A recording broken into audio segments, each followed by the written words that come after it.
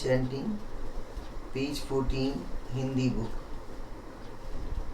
Yo so bhagava arham samma sambuddho स्वाखातो येन भगवता धम्मो सुपटिपन्नो यस्य भगवतो सावक संगो तमयं भगवन्तं सधम्मं सस्यामा साधुनो भन्ते भगवा सुचिरपरिबुद्धोऽपि पश्चिमा जनता कंपमानसा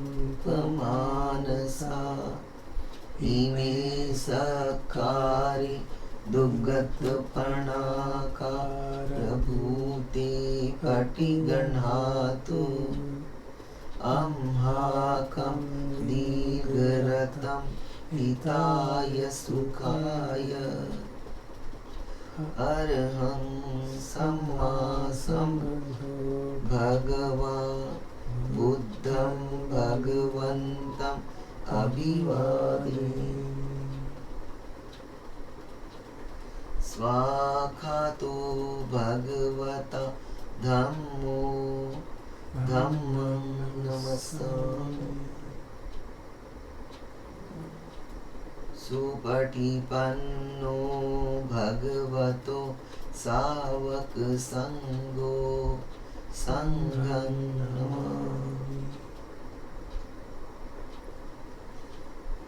हन्मयं बुद्धस्य भगवतो उभभाग नमकारं करोमसि नमो तस् भगवतो अरहतो सम्बुद्धस्स नमो तस् भगवतो अरहतो सम्बुद्धस्स नमो तस् भगवतो अरहतो सम्बुद्धस्स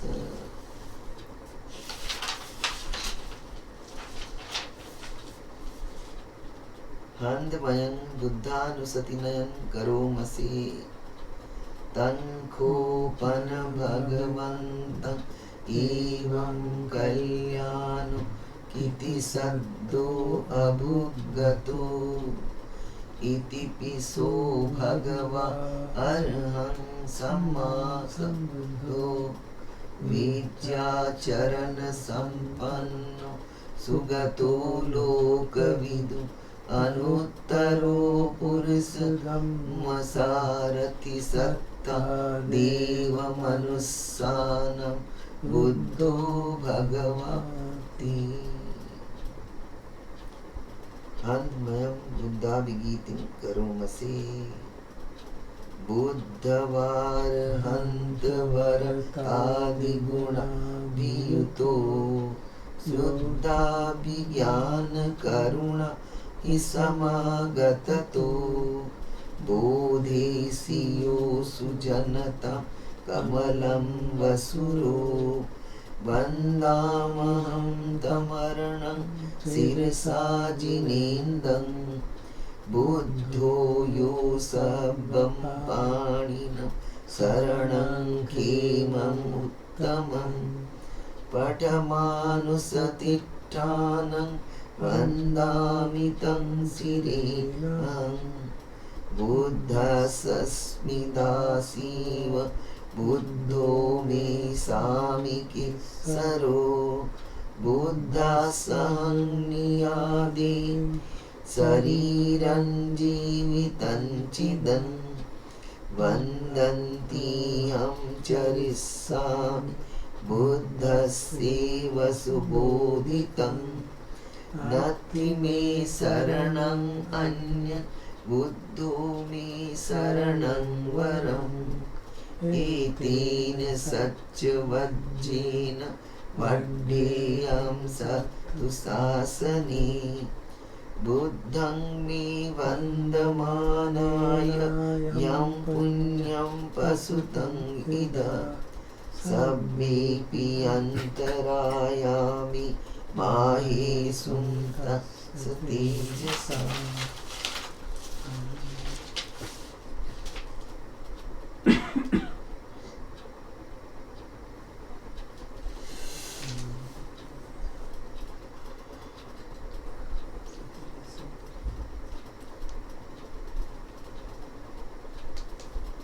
हन्मयं धम्मानुसतिनयं करोमसि स्वाखातो भगवता धम्मो सन्निष्ठिको अकालिको एहि पस्सिको ओपनयिको पच्चत्तं वेदितव्यो विन्योहीति हन्मयं धम्माभिगीतिं करोमसि स्वाखाततादिगुणयोगवसेन सेयो यो मग्गपाकपर्यतिविमुखभेदो धम्मो कुलोकपतना तदधारि धारी वन्दामहं तमरं वरधम्ममेतं धम्मो यो सर्वपाणिनं शरणं खेममुत्तमं द्वितीयानुसतिष्ठानं वन्दामि तं शिरेणं धम्मस्मि दासीव धम्मो मे सामिकिस्सरो धम्मसं नियादेमि शरीरं जीवितं चिदं वन्दन्तीहं चरिष्यामि धम्मस्यैव सुधम्मतं नास्ति मे शरणं अन्य धम्मो मे शरणं वरम् एतेन सज्जवज्जेन वड्ढेयं सत्तु शासने धम्मं मे वन्दमानाय यं पुण्यं प्रसुतम् इदा सब्बेऽपि अन्तरायामि माहेषुं तस्य तेजसा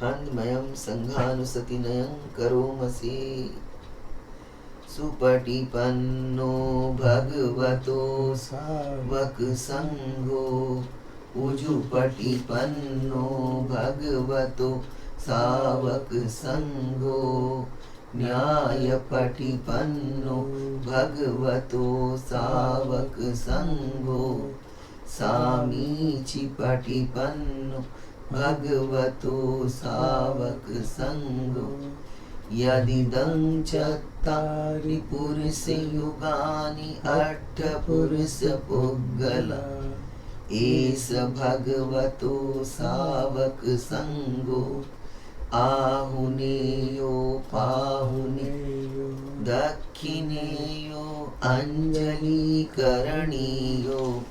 अनुत्तरं पुण्यक्षेत्रं लोकसाति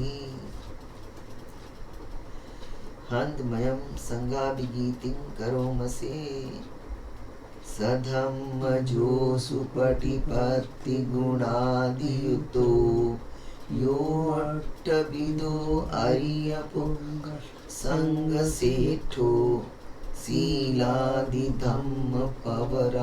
सयकाय चेत्तो वन्दामहं तमर्यान् गणं सुशुद्धं सङ्घो यो सर्वपाणिनं शरणं खेममुत्तमं ततीयानुसतिष्ठानं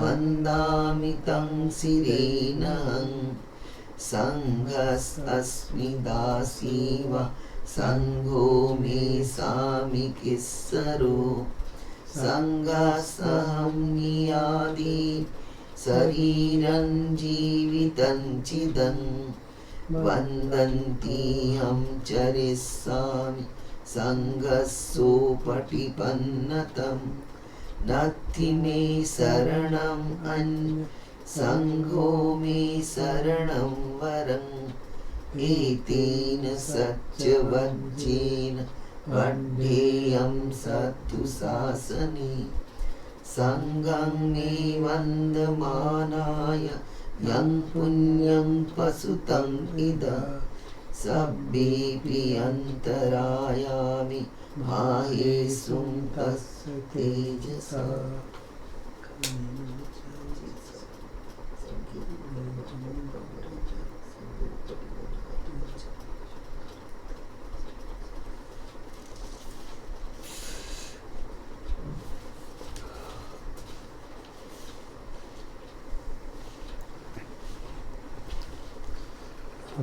खंड परित्व का पाठ करेंगे। पेज नंबर है Page 28, 128. मेन्यू ज़रूरत है।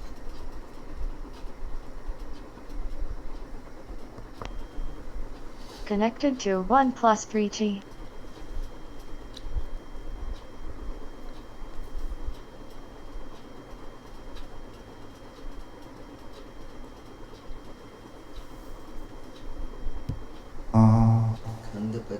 විරූපක්ඛේහි මේ මෙත්තං මෙත්තං ඒරාපතේහි මේ චබ්බ්‍යාපුත්තේහි මේ මෙත්තං මෙත්තං කන්හා ගෝතම කේහිච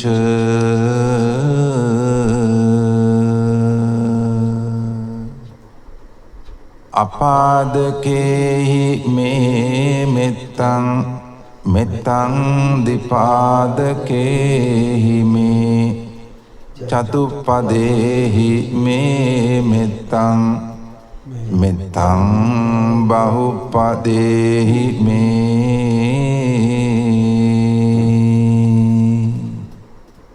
මාමං අපාදකෝ හිංසි මං හිංසි දිපාදකෝ මං චතුප්පදෝ හිංසි මං හිංසි බහුපදෝ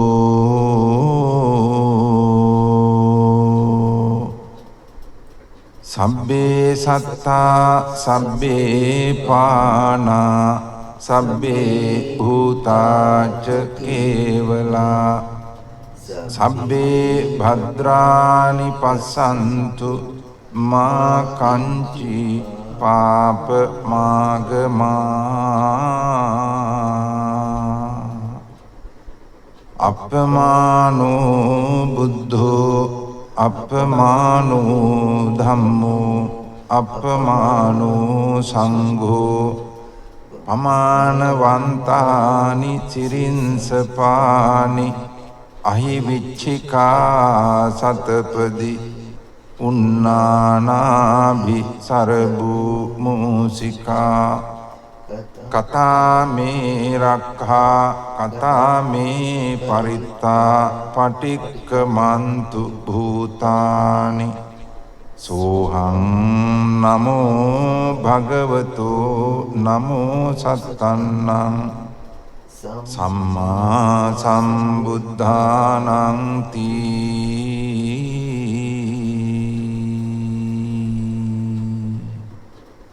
ඒතේන සච්ච වජ්ජේන සොත්ථිතේ හෝතු සබ්බදා ඒතේන සච්ච වජ්ජේන සොත්ථි මේ හෝතු සබ්බදා ඒතේන සච්ච වජ්ජේන සොත්ථිතේ හෝතු සබ්බදා.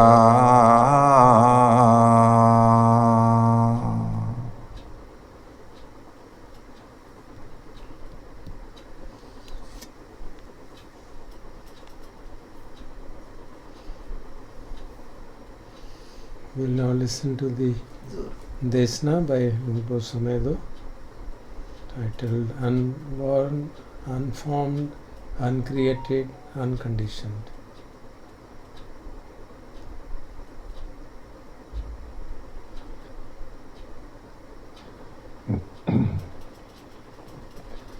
Namo tassa bhagavato arahato samma sambuddhassa. Namo tassa bhagavato Arahato Samma Sambuddhassa Namo Tassa Bhagavato Arahato Samma Sambuddhassa Aparuta De Sangamata Satawara Ye Suravanta Bamunjantu Satang.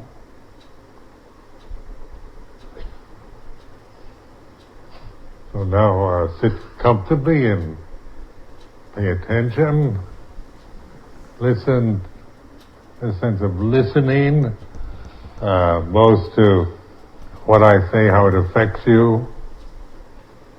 So it's not, but when listening applies to both listening to the words and also listening to your inner reactions to the words.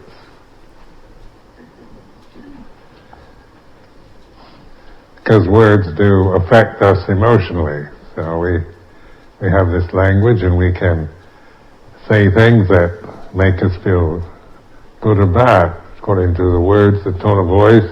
This is what sensitivity is all about. Contemplate. This is a sense realm. We're born into a sensitive form and have to live in this sensitive state till the body dies. This is what being a human being is about, and it's not about, any kind of eternal happiness within the form or some kind of personal perfection that we're after, but in understanding. So the Buddha was aiming at understanding rather than trying to create perfection according to human ideas, human ideals of perfection. Now I think it is very important to recognize that in Buddhism you have a very good paradigm to work with that is, I found, very helpful in understanding, a paradigm or a pattern that the Buddha devised, using words to describe the way things are. So it starts, there is the unborn, uncreated, unformed, unconditioned. So this is a statement of fact. The Buddha is stating this not as metaphysical speculation or some kind of abstract idea, but stating the fact. So it's put in this form: there is the unborn, uncreated, unformed, unconditioned. Now notice that this is a fact. This is not theory. So what is that? The unborn, uncreated, unformed, unconditioned. Now, if we're not speculating about it, thinking about it, because the more you try to figure out and think about the unborn, uncreated, you'll get your brain into a twist. Because notice it's a negation. It says unborn, not some kind of permanently formed creature or deity, but it's a negation of saying the unborn. You can imagine anything born, created, formed, and conditioned. You can make images. You can, anything with quality or quantity, color, shape, form, anything you can imagine. Human beings, we have very vivid imaginations, but you can't imagine the unborn, uncreated, unconditioned, unformed. Try to imagine it. What does it look like? Well, your thinking mind stops because there's no image. There's no quality to it. It's not big or little or red or blue or anything like that. But this is stated as a fact in this very, clear-cut way, that there's the unborn, uncreated, unformed, unconditioned. Therefore, there is the escape from the born, the created, the formed, the conditioned. So this is a statement.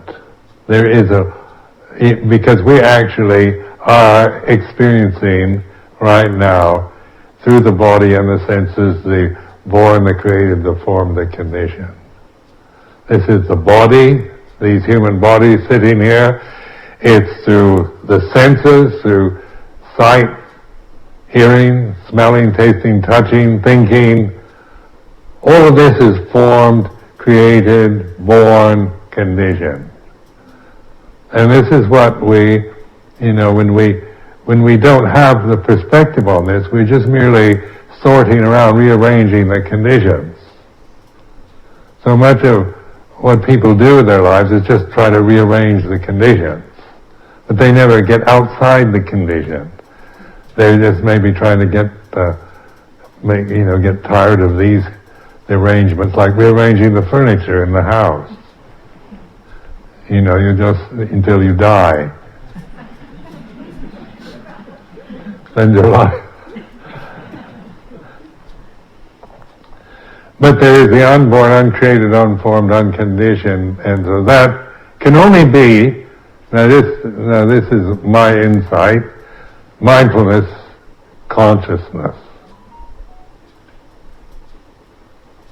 Because when you're mindful, when there's mindfulness, sati sampajanya, consciousness is then you're aware of pure consciousness, and you can't imagine consciousness either.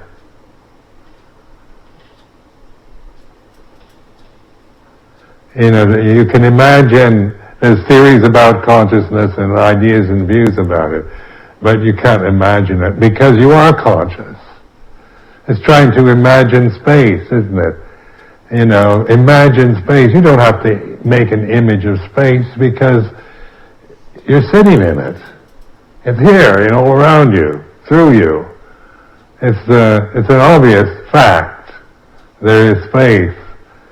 And what exactly does space look like? And where can I find it? But it's not imaginable. When they do try to paint pictures of space, it's usually white. With black dot or something like that. But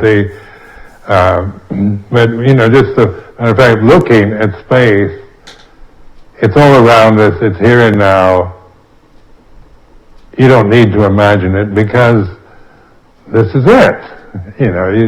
You can imagine all kinds of absurdities, like a Martian, or a Venusian, or an alien from some faraway planetary system. You can create all kinds of images of forms, takes on the human form, animal forms, green creatures with eyes that pop out of their heads and antennae.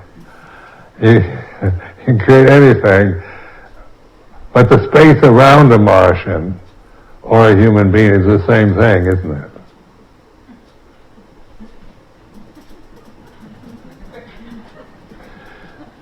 Now, space is the most important fact of this room here, because if this room was just solid cement, we wouldn't be able to use it. It'd be useless. And yet it's probably what's unnoticed. You notice the shrine, notice the tankas, the people, monks, nuns, the bell, the thing, the floor, the walls, the ceiling. But the most important, that which is most important, is the space. So space is just, we're waking up. When we're caught in our endless fascination with forms, we can contemplate space.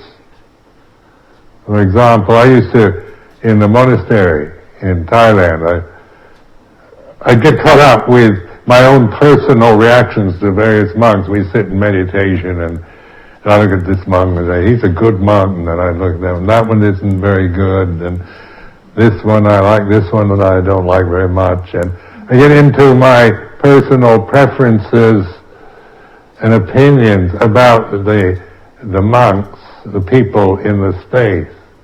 So I started making a practice of just looking at the space between the monks. And to do that, I just withdrew my interest in the monk or the monks by just observing space. So it's like paying attention, being aware of space, which with this kind of practice you have this sense of spaciousness. It's quite empty space. The same with consciousness. Consciousness is immeasurable, unbounded. But you give all your attention to the creations in consciousness, your thoughts, your emotions, your memories, your feelings, the sensory distractions, activities through the senses. We're constantly bombarded as these sensitive forms with impingement. So there's always something affecting us. Temperature, heat and cold affects the body, or you can only sit for so long and you start feeling pain or discomfort, or something passes in front of your vision. It's pleasing or unpleasing. Sound, you hear beautiful music or you hear some terrible noise. And this is the way it is. The sense realm is a realm of continuous irritation. So this is just the way it is. This irritation, it starts when you're born. And you're out of your mother's womb, you're being irritated from the very beginning in some way or another. This is what sensitivity is. And I'm not saying this is wrong, but just getting to recognize the human condition is like this. It's not perfect where you're born and you live in a kind of peaceful realm, happy, benevolent state till you die at 100. This realm is this way. It's about karma, about how things change, about the beautiful and the ugly, the pleasant, the painful, praise and blame, success and failure. And the conditions, because that's conditions are in this continuous change. So when we contemplate the conditioned realm, the born, the created, the formed, the conditioned, that's anicca, dukkha, anatta, or the three characteristics of existence. All forms are impermanent, anicca. All forms are dukkha, unsatisfying in themselves, because we're always irritating. We're always being irritated by attachment to the forms. It's just natural. It's the way it is in this sense realm that we're experiencing now, through the body, through the senses. And then consciousness,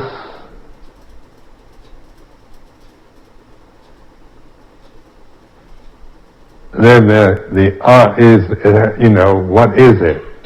You can't describe it, but you can't find it as an object, but you can recognize it through mindfulness and wisdom, panya. So consciousness is this. You recognize. I can't see it as an object, but I can recognize it.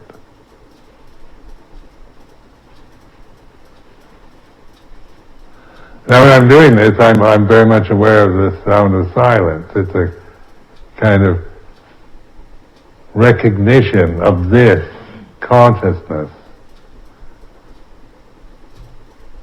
Then the relationship to the conditioned is one of understanding the conditions.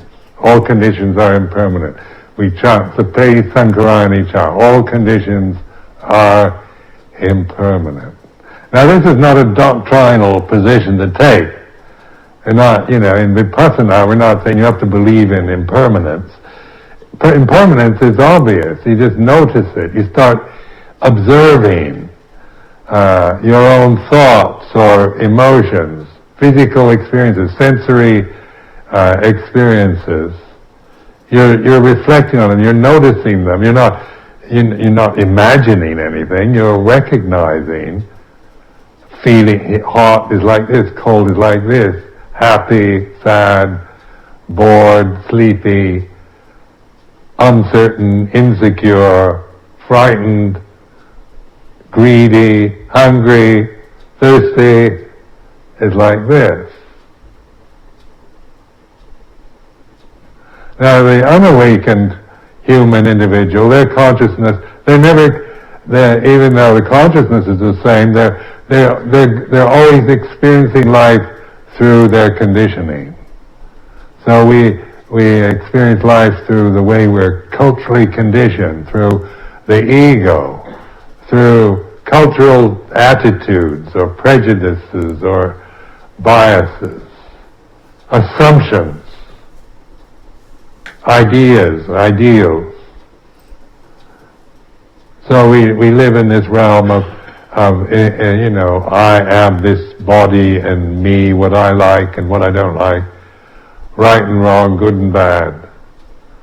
So I assert myself as an individual, and then, that is in consciousness. The fact that I am Ajahn Sumedho is a thought in consciousness. Now when I let go of that thought, there's still consciousness. The Ajahn Sumedho rises and ceases, and the two words themselves will rise and cease. And so you notice, you're aware of the thoughts in your mind. When you let them go, then the thinking is very rapid. It tends to move very rapidly, but emotional energy tends to linger. So if you feel angry, then you can stop thinking about it, but you still feel the lingering energy of a strong emotion. So emotions are anicca, dukkha, anatta, like anything else. So this is like mindfulness allows us to have this perspective, a perspective on the condition. So when I chanted in the beginning, aparuta de sangamatasa tawara ye sodavanta bamunchantu satang, this is the Pali for the gates to the deathless are open. So the gates, this is a statement the Buddha made after his enlightenment. The gates of the deathless are open. What is that gate? Is it India? Is it under the Bodhi tree at Bodhi? Or is it here and now? Or mindfulness, the path to the deathless? Now there's some, in scriptural, in the Pali scripture, there's so many references to the deathless. Now the deathless you can't imagine either.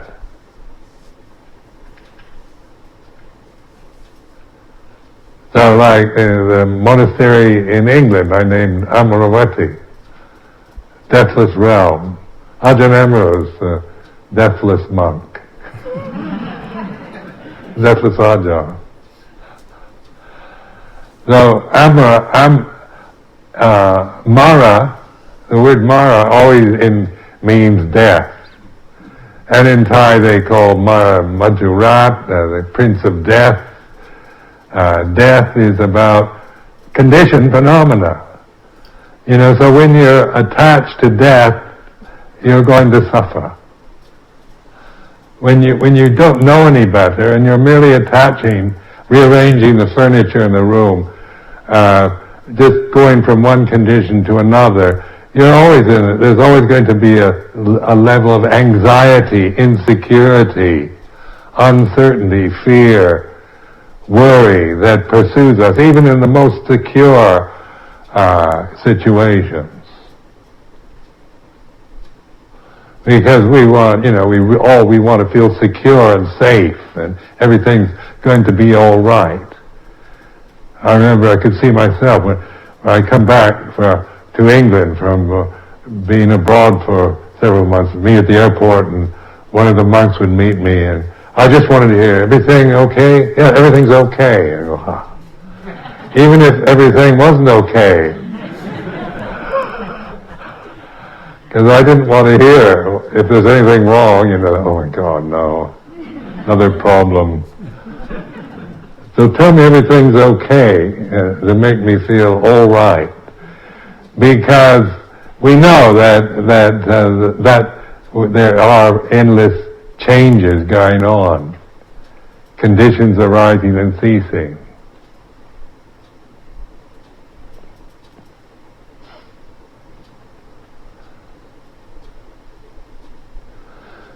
So this relationship of the conditioned to the unconditioned, the born to the unborn to the born,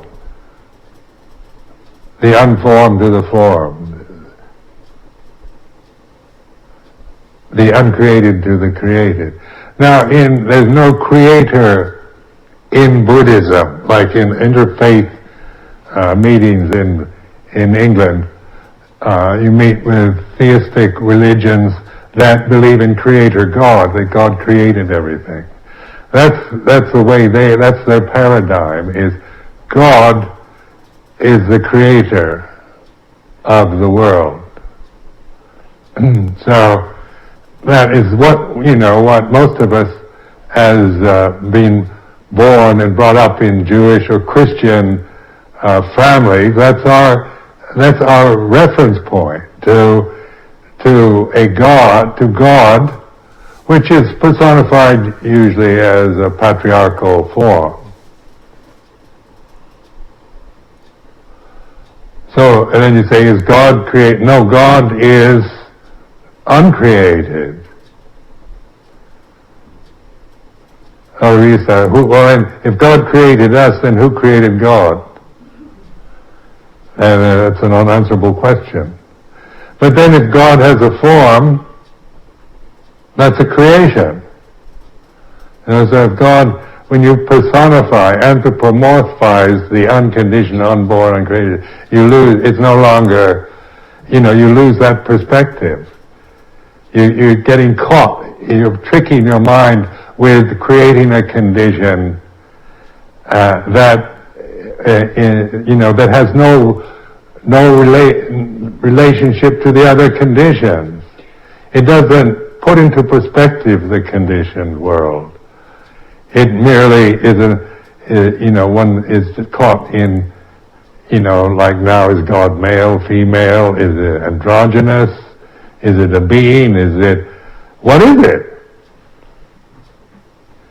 Well, in Christian mysticism, it usually is the unborn, uncreated, unformed, unconditioned. It's a reality. When you talk to people who've actually meditated and investigated reality, this is the common ground.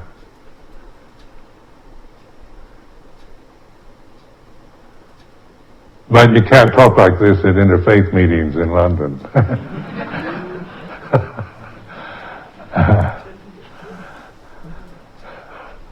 I wouldn't understand it. But this is, now as meditators, this is, I found this very important, just intellectually, to have this paradigm. And the very fact that the statement itself is, there is the unborn, uncreated, unformed, unconditioned. So then I ask myself, what is that right now? If the Buddha, maybe, I'm not going to believe blindly in everything that's in the scriptures, but it's worth investigating, isn't it? And then the emphasis on mindfulness, the path to the deathless, nibbana, here and now, akalika dhamma, santitiko akaliko dhamma, apparent here and now, timeless. So it's something in a monastery, you're chanting this every day, every morning and evening. Santitiko, akaliko, ehipasiko. So what is it? What is that? What is the unborn at this moment? The gate to the deathless is open. This is it. This is the gate. This awareness. This simple, imminent, awakened attentiveness that receives this moment in total. It's not dividing anything. It's non-division. When you start thinking about it, you divide it. So you can begin to recognize or realize. Now in the first sermon of the Buddha, the first sermon, according to the tradition, that the Buddha gave after his enlightenment was the Four Noble Truths, which was at Saranath, and many of you have been to the Buddhist holy places in India. So when the Buddha met his 5 friends that had kind of deserted him before, when he was the great ascetic, everybody's interested in asceticism or samadhi, or getting, talking to devatas, or meeting the god Indra, or walking on water, flying in the air, all this kind of stuff. But the Buddha, the ascetic Gautama, saw through that. Even you could do all these fantastic things, it still was the born, the created, the conditioned, the form. And so even if you can be a magician and perform fantastic feats, you're still stuck in the samsara or in the conditioned realm. It's just maybe it's more, a good way to impress your friends at a party.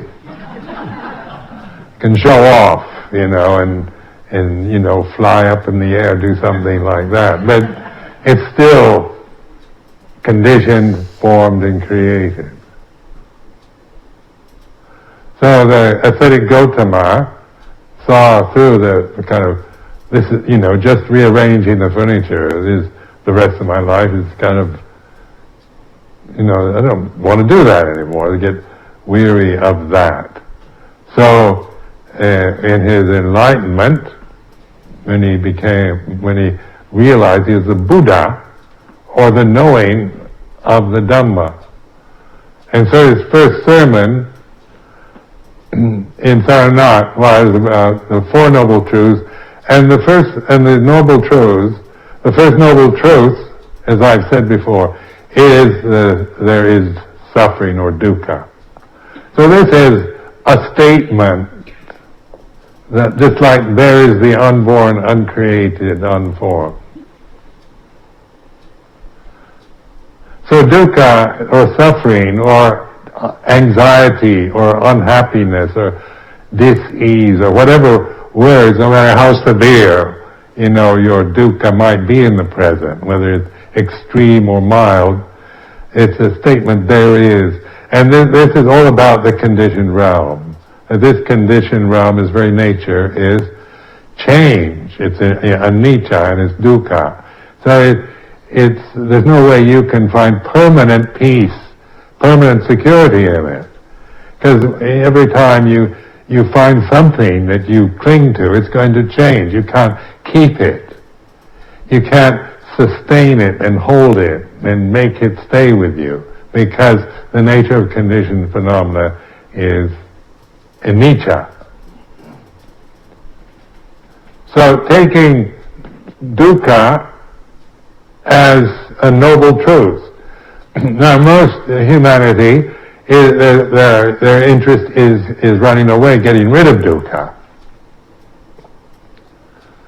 So we can spend our lives looking for happiness, trying to find happiness, security, safety, wealth, respect, and all the good things. that we imagine, we'd like to have. And we dread all its opposite. We dread poverty, being disrespected, looked down on, being sick, having diseases, feeling insecure, unwanted, unloved. Death, we're afraid of death. So this is, the dukkha is, there is this truth of dukkha. It's an Arya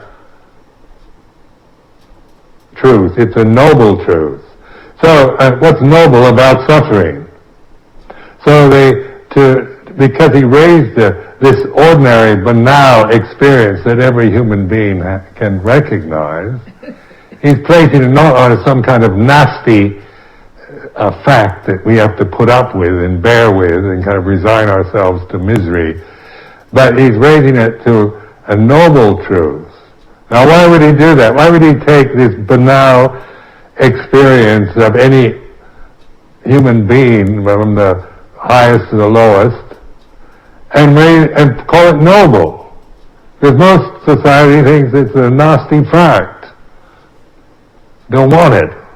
I want happiness. I want love. I want security. I want to be respected. And then the insight into this noble truth, to have the insight, is to understand. You should understand dukkha. So in this noble truth, there's three aspects to each truth. And the first is the statement, there is dukkha. Then the second is what to do about it. Dukkha should be understood. And the third is the insight. Dukkha has been understood. Now, to understand something, you have to accept it for what it is.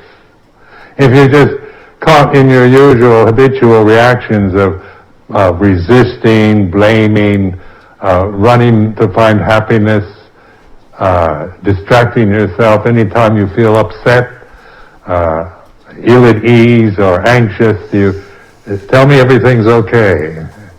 Everything's okay. But you can't sustain that sense of everything's okay. Because there's always something, I heard something. and this is a time where fear is rampant throughout the planet, isn't it? The government trying to make us frightened. Everything. A terrorist behind every bush or, no, tree.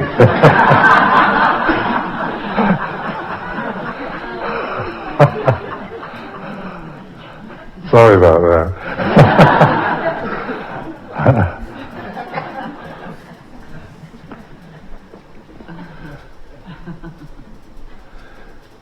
But to understand anything, it doesn't mean you need to accept it for what it is, like suffering or dukkha, unsatisfactoriness, dis-ease, feeling just unhappy or sad or grieving or whatever, just feeling irritated or, no matter how mild or severe it might be. This sense of understanding, it should be understood. So understanding means you're willing to receive the suffering, allowing it to be what it is in your consciousness at this very moment. And then you have the insight, the third insight, dukkha has been understood. So this is, notice, this is a reflective paradigm in itself. The first, is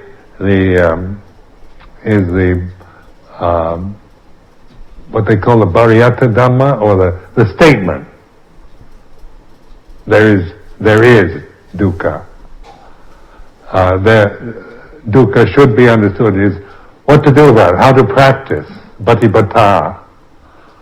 So practice, and then bhativeti, in this sense, is a Pali word for when you understand something, when you accept it and observe it and allow it to be what it is, then there's an insight, bhativeti, the suffering has been understood. See, so it's not just an intellectual statement. It has that first statement and then what to do about it. And having practiced, having understood dukkha, then there is an insight, a kind of gut knowing of suffering or dukkha.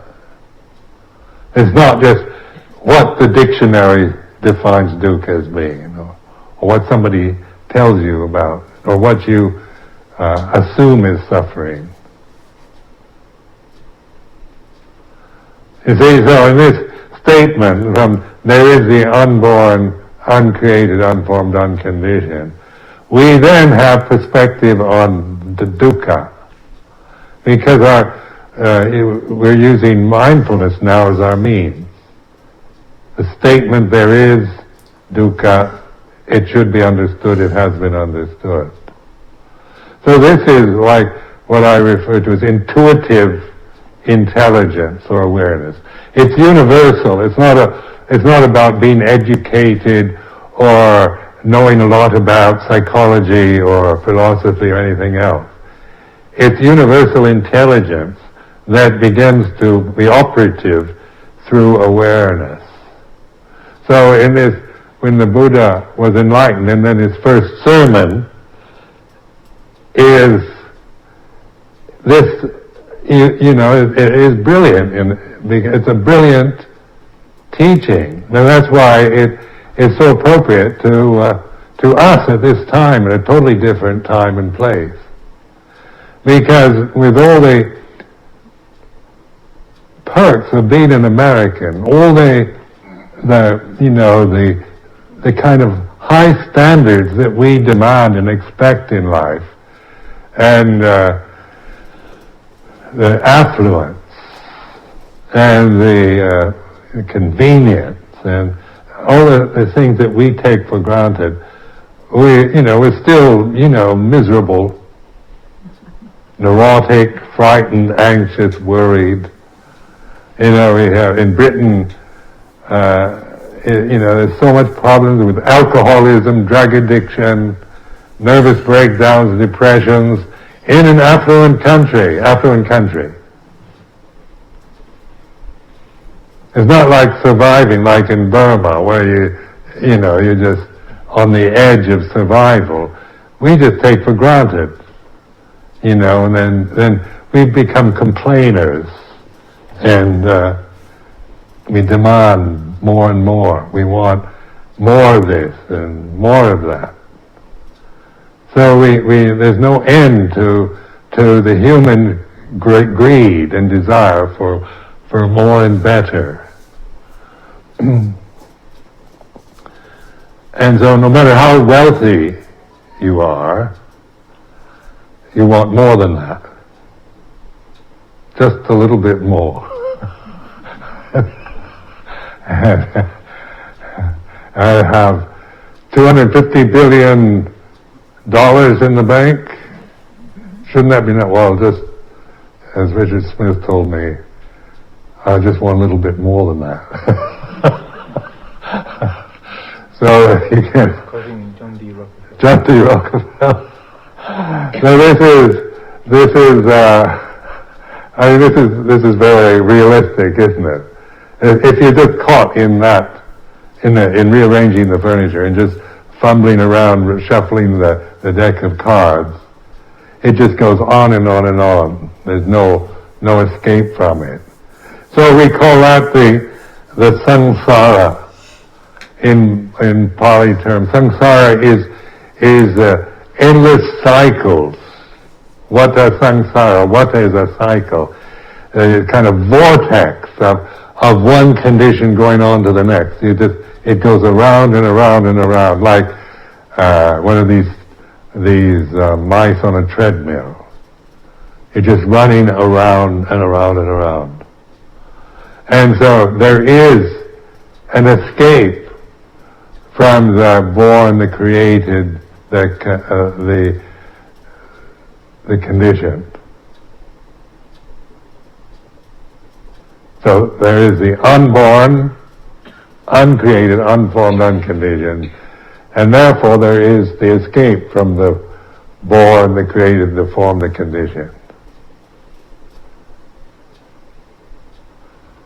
Then, and the Buddha says,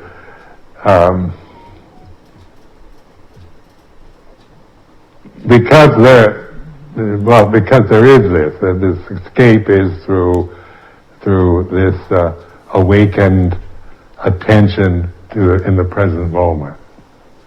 So notice that this awakened attention, it's not samadhi, it's not like concentrating on an object. Like you have samatha meditations where you focus on an object and concentrate and you shut off everything, so your concentration is on one thing by excluding everything else. That's what we call samatha meditation. And then there's mindfulness where you're not excluding anything, you're opening to totality. And that's what mindfulness is. Sati sampajanya. And this is where wisdom can manifest through the human individual. The ability to discern the difference. Knowing the unconditioned is like this. Knowing the nature of the conditioned. So we have this perspective, and if this mindfulness is the unborn, uncreated, then the thoughts, memories that arise and cease, emotions that come and go, sensory experiences, they are what they are. They're not trying to judge them, criticize them, prefer one over the other. We're just noticing, being the knower of the way it is. All conditions are impermanent. So there's very direct teaching, in other words. It couldn't be more direct. It's very simple. But remember, we're very complicated. Our egos, our endless complexities, sticky webs of complexities, and our identities we're so stuck with identifying ourselves, defining ourselves, that and in modern society it's more complicated probably than in a less luxurious environment, where you're just living for survival. Your life simplified, just to get enough to eat for the day is your only interest. Survival kind of mentality. But especially in middle class America, we can just take everything for granted. Just, and then endlessly complain about because it's not exactly what we want or it's not good enough. So in modern life, in affluent societies, they're complaining societies. There's always something wrong, something you don't like, somebody to blame, or you blame yourself. So now the thinking mind, its function is to criticize. It's a critical function. So with the thinking mind, this is bigger, smaller, better, worse. The yellow and blue, red and green, and things like that. You know what a triangle, a rectangle, and a square are. You know what is attractive and what you like, and then you know what is unappealing, what you don't like. So this critical, then it's always, and look at yourself, how many of you are very self-critical, self-disparaging, because you compare yourself maybe with an ideal, with how things should be, with somebody else. You see yourself as a sinner, or inadequate, or unfortunate, or whatever way terminologies you use, they're always descriptions, adjectives, that we cling to and define ourselves with.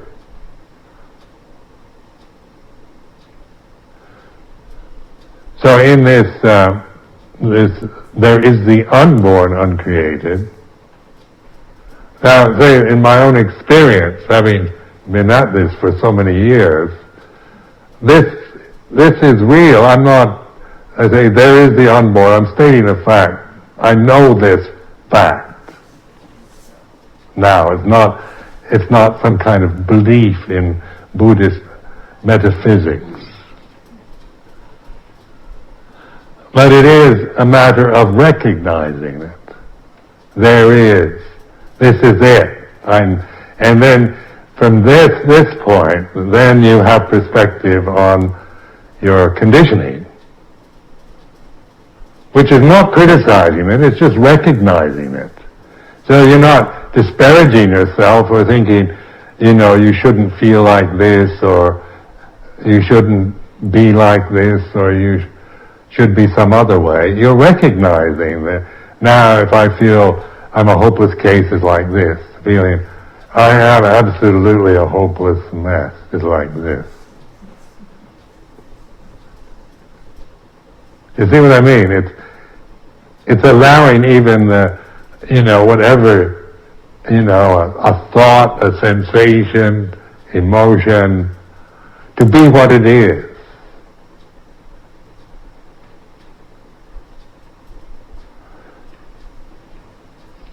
And so you're receiving it in consciousness. You're not resisting it or rejecting anything. You're allowing. This mindfulness and consciousness combined, then you're informing. The wisdom, the discerning ability starts operating. And then this teaching of the Four Noble Truths is a wisdom teaching. In itself, if you memorize the Four Noble Truths without practicing it, you're not going to be any much the wiser. You may be more clever as all. But if but put it into practice, so that the second aspect of each truth is about practice. Or in Pali we say bhatipata. In Thai they use bhatipat, means to practice, to investigate, to look into. And so each noble truth tells us what to look into. So the second noble truth is about there is the origin or the cause of suffering. Now the first one is a statement, there is dukkha. The second is dukkha is not absolute, it's not ultimate, it's not permanent. There is a cause for it. All our suffering, all that we experience has causes. And so then the cause is the ignorant clinging to the conditions or to desire. Now the second noble truth is a very good description of desire, or tanha in Pali. So sometimes people think that when we're meditating we're trying to get rid of desire, that that monks, we shouldn't have any desires. If we're monks or nuns, we should not have any. We're going to conquer all desires. Now this is not it.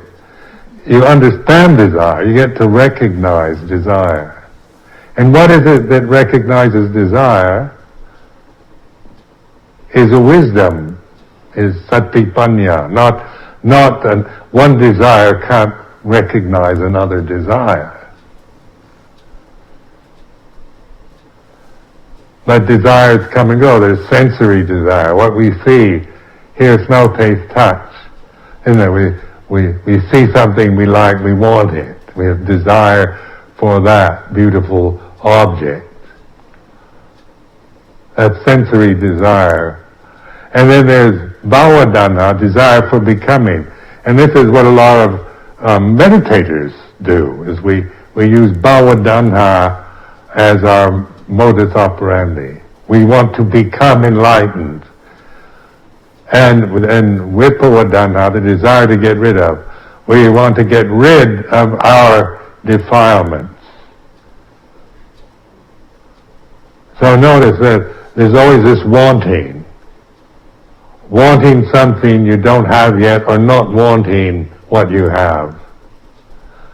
And this is just observing this in your own consciousness, wanting to get something that you don't have. Like, I want to get jhanas, I want to get samadhi, I want to become enlightened, I want to become an arahant, I want to become a better person.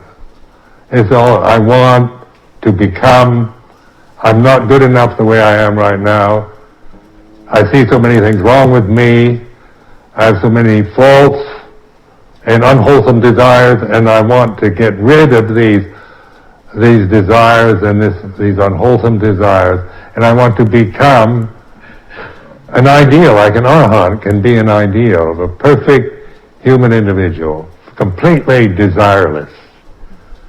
A human being with absolutely no desires ever means they're dead, they're a corpse. Because this is a desire realm. This is a realm that is its very nature's desire. So our relationship to this realm is knowing it and investigating it. So you become an expert on desire. These three kinds of desire: gamadana, bhavadana, vipawadana.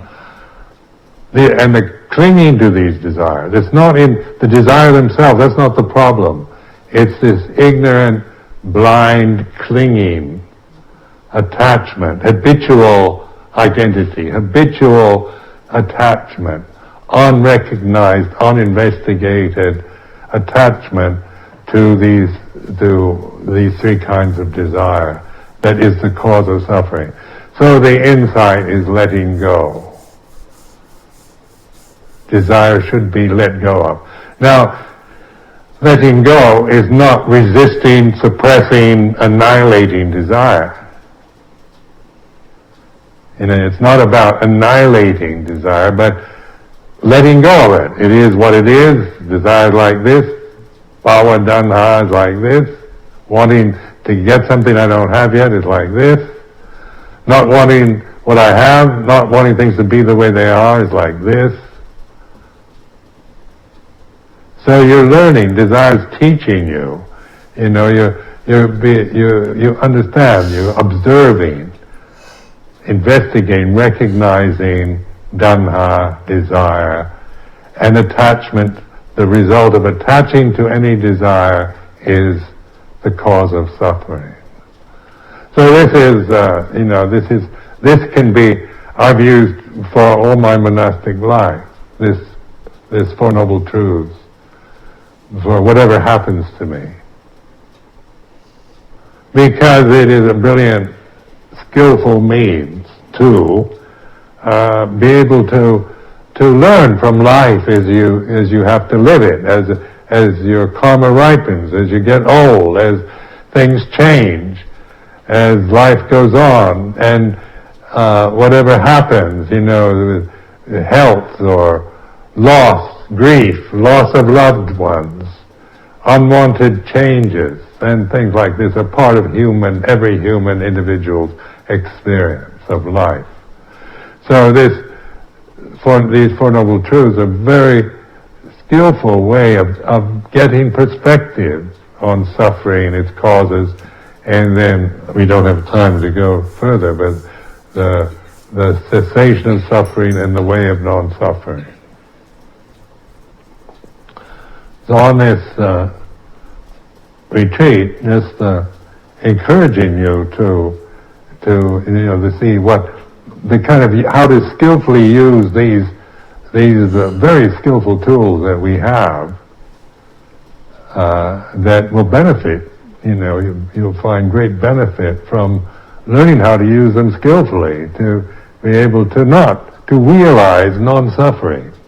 The Buddha said, I teach two things, suffering and the end of suffering. Only two things. There's suffering and there's the end of suffering. Well, the suffering's obvious. The end of suffering, what is that? And it's not finding a utopian society, or, a paradise, but it's in understanding. And this is the great gift we have as human beings, is that this is within our ability to see, to know ultimate reality within the limitations we find ourselves as human forms and individuals. So I offer this for your reflection.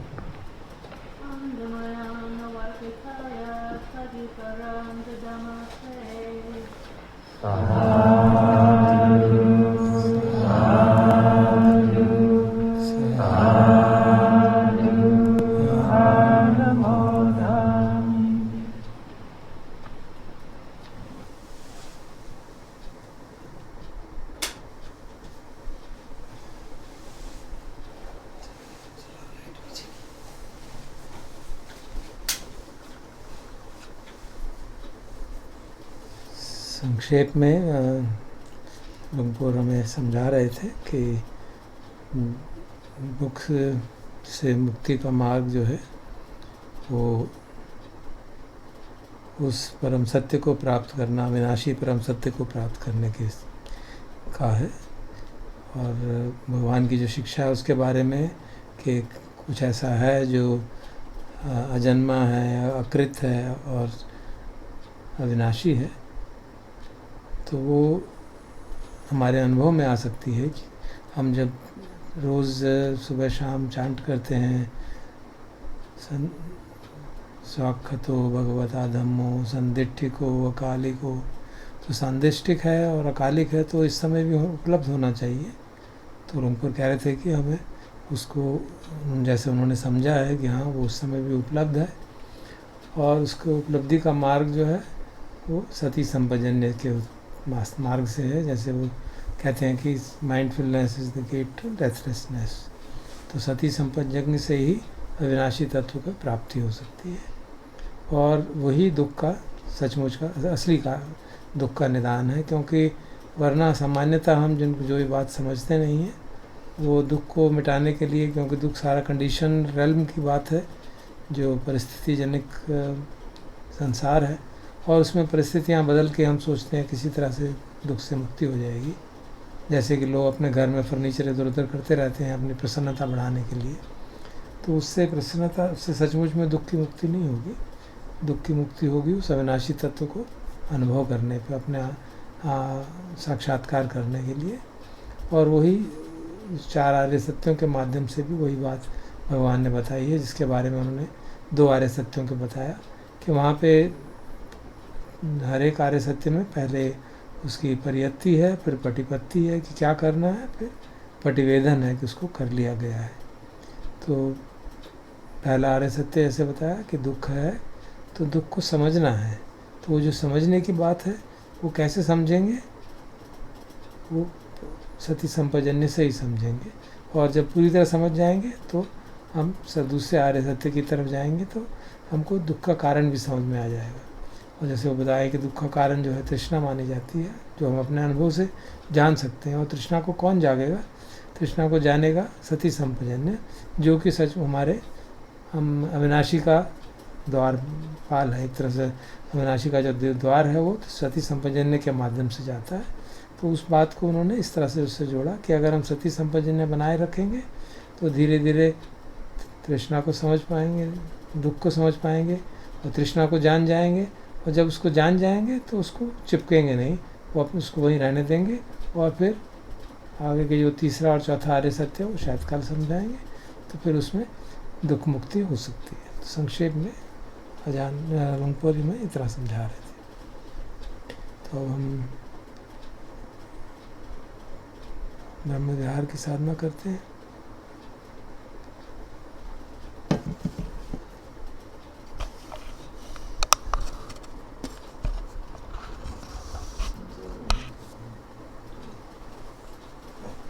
Okay.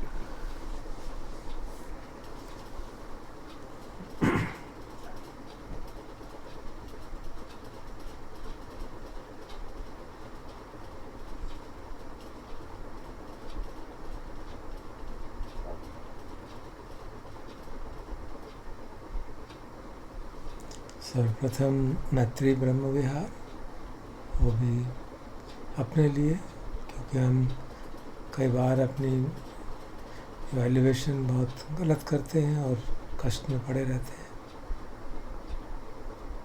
और इस समय की ऐसी परिस्थिति है अपने हमारे समाज में, सारे विश्व में, दूसरों के प्रति वैर का जागना, दुर्भाव का जागना से बहुत सरल है, आसान, वही हमारे दुख का कारण बनते हैं। तो इसलिए सर्वप्रथम अपने प्रति हम निर्वैर हों, निर्द्वेष हों, चिंता मुक्त हों।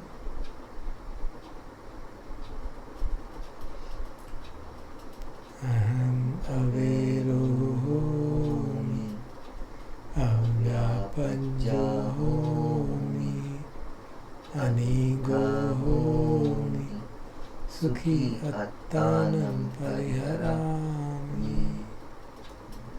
अब अपने प्रियजनों के प्रति, माता पिता, आचार्य, बंधु बांधव, धर्म भाई, धर्म बहनों के प्रति ऐसी ही शुभकामना।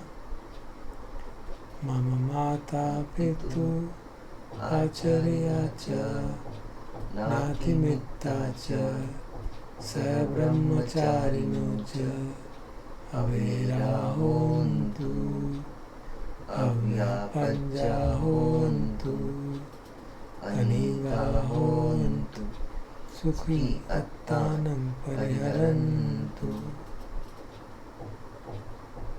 अब उन अदृश्य शक्तियों के प्रति, उन देवताओं के प्रति जो इस धरती की, इस हमारे समाज की, हमारे देश की, हमारे घरों की रक्षा करते हैं, चाहे वो आकाश में हो, पेड़ों पे रहते हों, या धरती पे ही अदृश्य रूप में वास करते हों, उन सब के प्रति भी शुभकामनाएं। आरक्षा देवता, भूमट्ठा देवता, रुखट्ठा देवता, आकाशट्ठा देवता, अवेरा होन्तु, अव्यापज्जा होन्तु, अनिगा होन्तु, सुखी अत्तानं परिहरन्तु।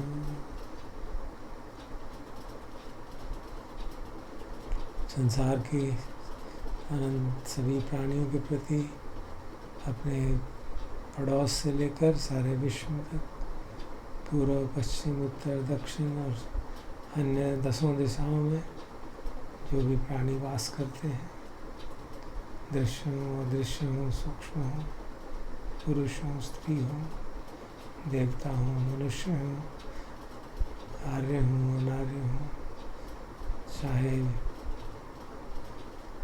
मेरे लोग के ही प्राणी के हों, उन सब के प्रति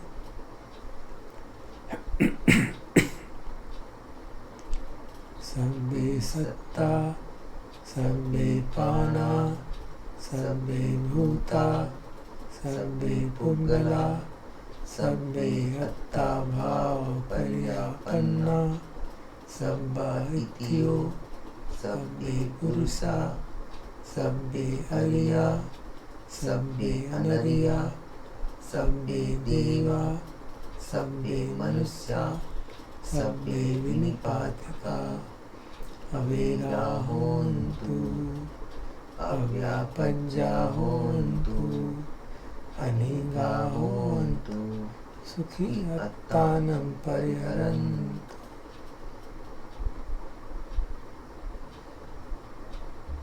अब करुणा ब्रह्म विहार,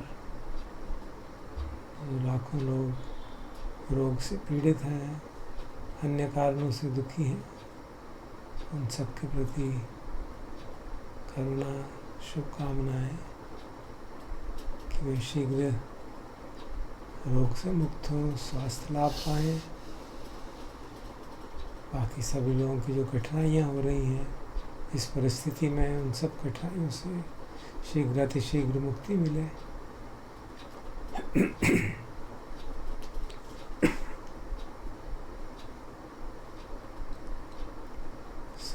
सभीतियो वज्जन्तु, सुखोरुग विनश्यतु माते भवतु अन्तरायो सुखी दीर्घायुको भव सुखी दीर्घायुको भव सुखी दीर्घायुको भव। सबके दुख होने में जो बाधाएं आई, औषधियों की कमी, उपकरणों की कमी, संसाधनों की कमी, वो शीघ्र समाप्त हो। अब उन सब के प्रति आभार, कृतज्ञता का ज्ञापन, जो इस विषम परिस्थिति में लोगों की नाना प्रकार से सेवा कर रहे हैं, ये सभी सुरक्षित रहें, स्वस्थ रहें, उनके कार्य में कोई बाधाएं ना आए, कोई भी नासमझी से उनके कामों में बाधा न पैदा करे।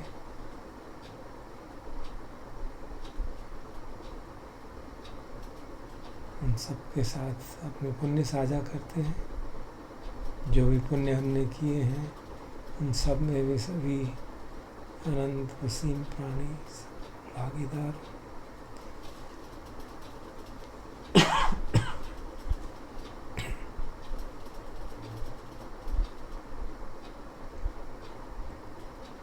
पुण्यस्य इदानि यानि अन्यानि कतानि मे ते संच भागिनो हन्तु सत्तानन्तपमानका।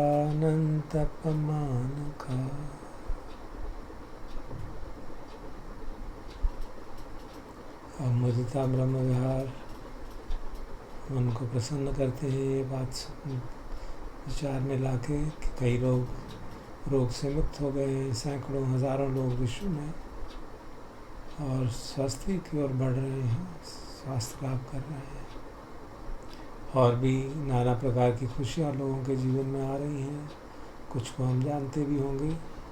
उन सब के साथ उनकी खुशी में शामिल होते हुए ये शुभकामना करते हैं कि उनकी खुशी सुख संपत्ति बनी रहे।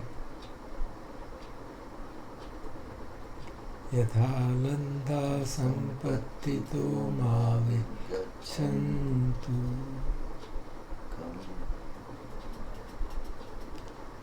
और अंत में उपेक्षा ब्रह्म विहार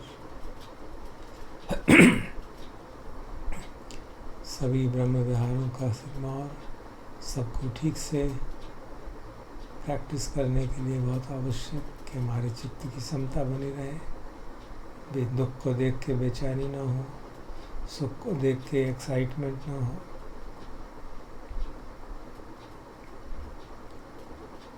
जो लोगों के प्रति मैत्री नहीं कर पाते, जो लोग हमें लगता है बहुत गलत काम कर रहे हैं, मन में उनके प्रति मैत्री का भाव नहीं जाग पाता, तो उनके प्रति समता का भाव ये जान के, ये समझ के कि सभी प्राणी अपने अपने कर्मों का फल भोगते हैं। हमें अपना मन मलिन करने की आवश्यकता नहीं। भगवान की वाणी हृदय में याद रखते हैं कि हम सभी अपने कर्मों के उत्तराधिकारी हैं। कम्मस्य का कम्मदायादा कम्मयोनि कम्मबन्धु कम्मपटिसरण यं कम्मं करिष्यन्ति कल्याणं वा पापकं वा तस्य दायादा भविष्यन्ति। कर्म ही हमारी योनि है। अच्छे कर्म करेंगे तो अगला जन्म अच्छा होगा, बुरे कर्म करेंगे तो अगला जन्म बुरा होगा, कष्टदायक होगा। ये सब बातें याद करके अपने मन को सत्कर्म की ओर प्रेरित करते हैं, शील की ओर प्रेरित करते हैं, समाधि और प्रज्ञा की ओर प्रेरित करते हैं।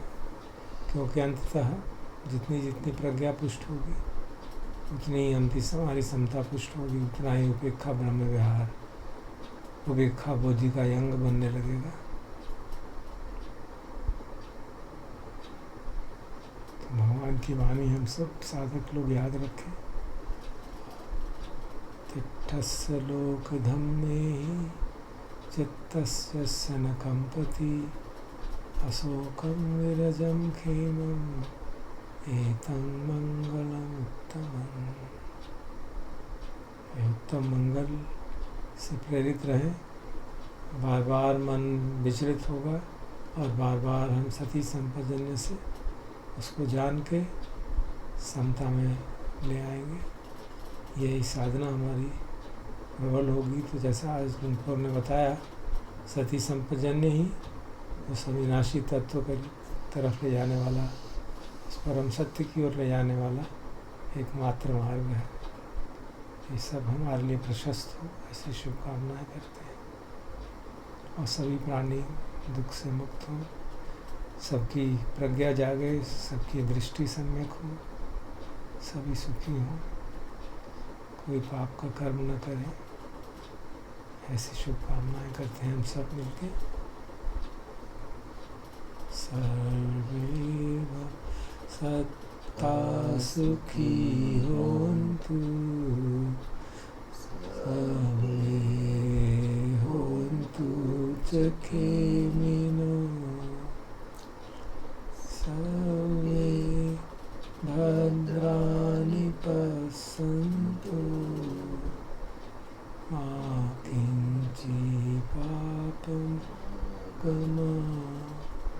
मा किञ्चित् सुखमागतं, मा किञ्चित् सुखमागतं।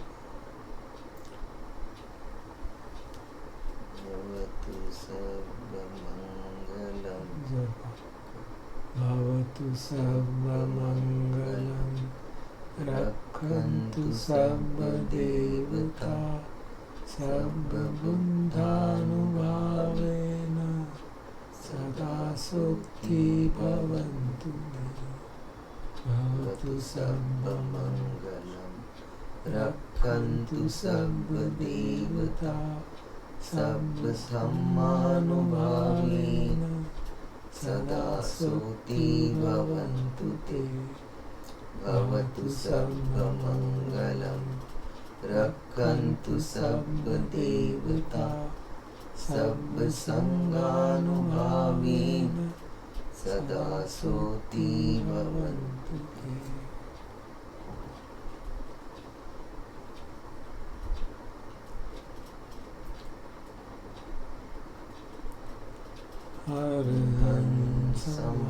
समबुद्धो भगवा बुद्धं भगवन्तं अभिवादेमि। स्वाखातो भगवता धम्मो धम्मं नमस्सामि।